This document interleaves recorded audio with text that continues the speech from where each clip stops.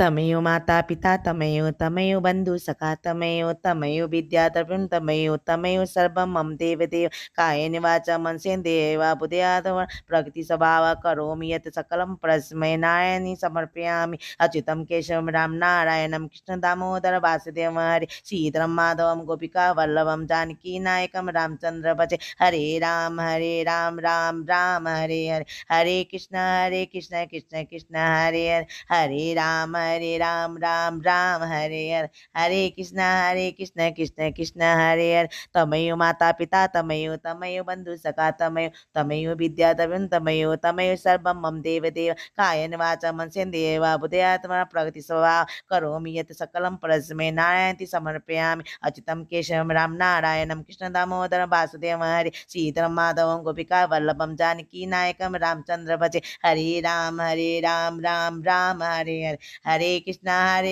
Krishna Krishna Hare Hare.